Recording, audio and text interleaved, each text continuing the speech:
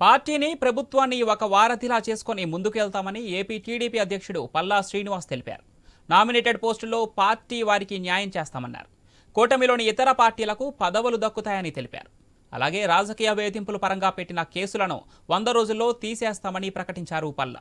గాజువాక, విశాఖ ప్రభుత్వ భూములపై అవకతవకలపై దృష్టి పెడతామని, విశాఖను ఆర్థిక రాజధానిగా చేయడానికి అడుగులు వేస్తామని తెలిపారు. ఏపీ టీడీపీ అధ్యక్షుడిగా నియామకమైన సందర్భంగా పల్లా శ్రీనివాస్ను విశాఖలో పార్టీ కార్యకర్తలు సన్మానించారు.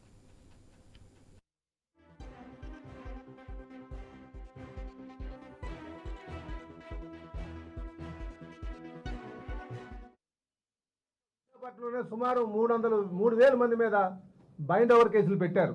కొన్ని ఎఫ్ఐఆర్లు వేశారు. కొన్ని కోర్టులోకి వెళ్ళేటువంటి కేసులు ఉన్నాయి.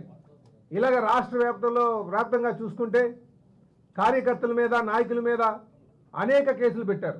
కనుక ఆ కేసులన్నీ కూడా ఏదైతే రాజకీయ వేధింపులకు భాగంగా పెట్టినటువంటి కేసులు, మేము క్రిమినల్ కేసుల కోసం మాట్లాడలే, రాజకీయ వేధింపులలో భాగంగా కేసులు పెట్టినటువంటి ఏవైతే ఉన్నాయో ఆ కేసులన్నీ కూడా 100 రోజుల్లో ఏదైతే ఇంకా బైండ్ ఓవర్ కేసుల కింద ఉన్నవి, ఎఫ్ఐఆర్ కేసుల రూపంలో ఉన్నటువంటి కూడా 100 రోజుల్లో తీపిస్తామని చెప్పేసి ఈ సందర్భంగా మీ ద్వారా మా నాయకులకి అందరికీ కూడా తెలియజేస్తున్నాం. మంచి సర్వతోముఖ అభివృద్ధి చేయడానికి విశాఖపట్నానికి చంద్రబాబు నాయుడు గారు ఒక బృహత్తర ప్రణాళికతో ముందుకెళ్తున్నారని చెప్పి ఈ సందర్భంగా తెలియజేస్తూ